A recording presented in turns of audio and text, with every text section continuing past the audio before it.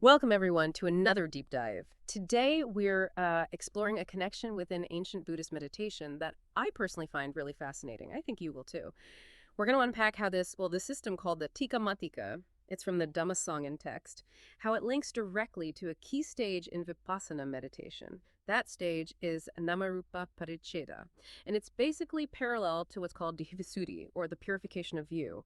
And the really compelling thing here, this isn't just, dusty old theory for scholars. It's a practical turning point in meditation, something taught by the Buddha himself, and it's echoed in really important commentaries like the Visuddhimagga and those deeper Abhidhamma texts, the Akatas. That's absolutely right. So our mission for you today, listening in, is to really unfold this connection. We want you to see how these classifications, they might look complex at first glance, maybe a bit abstract, how they are actually very powerful structured tools for really deep meditative insight. Think of it maybe as a kind of shortcut, a way to grasp a vital part of inner transformation, cutting through some of the complexity to what really shifts things. Okay, right. Let's unpack this then. We're starting with those 22 Tika Matika, the triplet classifications. You find them right at the start of the Dhammasagat, which is a key Abhidhamma text. Now, my first reaction looking at these was sort of, okay, are these just dry academic lists, or do they actually do something practical? That's a great question, because they are definitely not just dry lists, not scholastic relics. What's so interesting is that they're actually designed as structured processual tools. Their purpose is to gradually, quite systematically, refine how a meditator, a yogi, sees nama and rupa. Mind and matter, basically. Mentally arisen things and physically arisen things. Exactly. Mentally and materially arisen realities. Each triplet, it acts like a specific lens. And through this lens, Dhamma's phenomena, the basic components of experience, they aren't just observed passively. They're discerned. You don't just know them intellectually. You actually penetrate them with insight. And this penetration goes deep. It helps you understand their ethical quality, their causality, how they relate to time, even volition. The real kind of game changer isn't just knowing the categories exist. It's seeing them as active lenses, designed to shift how you perceive reality. Fun. Okay, I like that. It takes it out of the realm of just theory. Precisely. It's a practical blueprint for seeing things as they actually are, beneath the surface assumptions. So, okay, we have these perceptual lenses. How do they actually lead us into the meditative experience itself? How do you use them? I can imagine someone listening thinking, okay, interesting concept, but how does this help me untangle, say, mind and body in my own practice? Yeah. Which brings us, I think, to that foundational stage in Vipassana you mentioned, Nāmarūpaparicceda Ñāņa. Yes, the knowledge of the distinction between name and form, or mind and matter. At this stage, the yogi starts perceiving two distinct realms really clearly. There's namato, mind, and mental factors. Things like consciousness itself, citta, and other mental states that arise with it, citasika.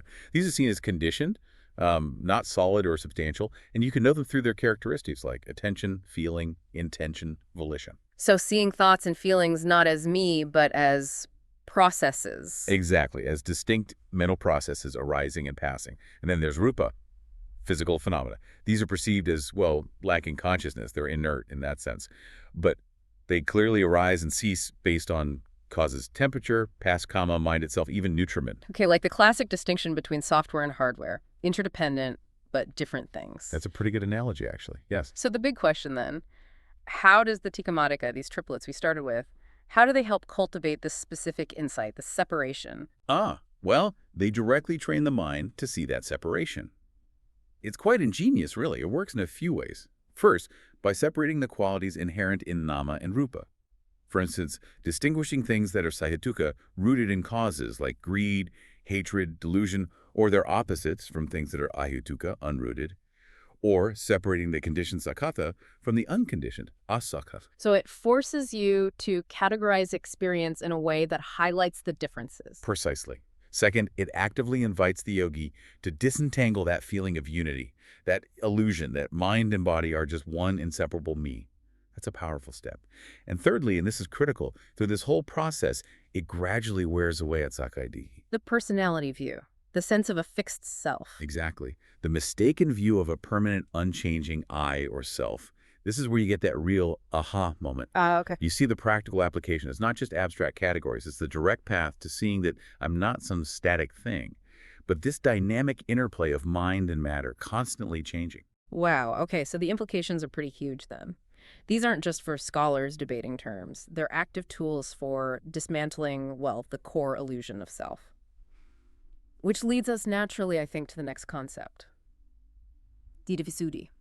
Purification of view. I can really see the connection now. You can, can't you? It flows directly. The Visuddhimagga, that major commentary, defines Dhidavisuddhi very clearly. Chapter 8, it says, Dhidavisuddhiti sapakaya Nāmarūpadasana.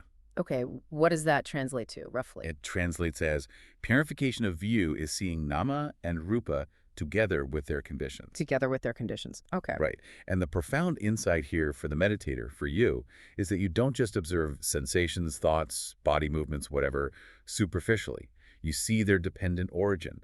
You see their categorical nature under causal conditions, which is exactly what the Abhidhamma, through tools like the Tika Matika, is presenting. Right. It's giving you the framework to see those conditions. Precisely. Which raises the practical question, doesn't it? How does this actually feel or work in the middle of meditation when you're sitting there? That's exactly the question. Can you give us some concrete examples? How do these perceptual filters, as you called them, actually function? Sure. Think of them like specialized filters you put on your mental microscope.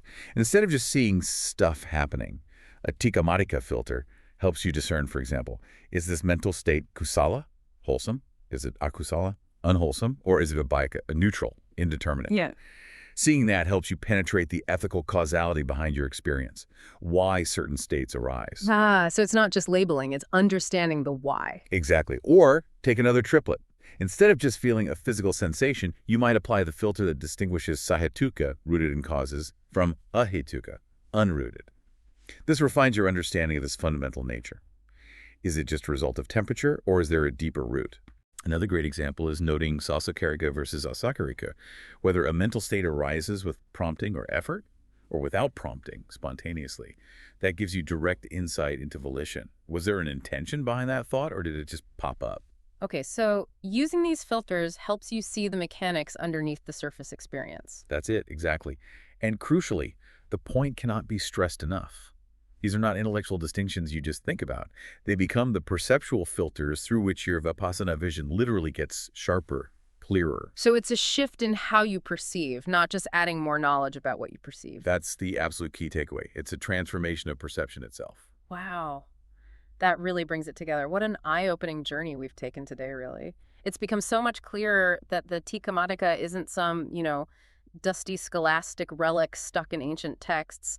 It's actually a potent guide, a map maybe for deconstructing delusion, for changing how we see everything. Absolutely. Yeah. And when you use these classifications as they were intended, not as static labels for memorization, but as dynamic, active clarifiers for your perception, they really do become powerful vehicles for seeing nama and rupa, mind and matter, in their true nature. Conditioned, impermanent, not self. And this process, seeing mind and matter clearly with their conditions, this is exactly the Buddha's path, isn't it? It leads right to that first crucial Vipassana stage, Dhidavisuddhi. It is. It's the gateway. And from there, it's the foundation that leads onward through all 7 stages of purification, eventually reaching the 7th, Jnana Dasana Visuddhi, the knowledge and vision of the path, which culminates in Nibbana. That's the trajectory. So a final thought perhaps for you, our listener. As you go about your day, maybe consider this. How might these ancient perceptual filters offer you a new lens, a new way to observe the realities of your own mind, your own body, your own experience, even just moment to moment? What illusions might they start to help you unravel? Something to reflect on.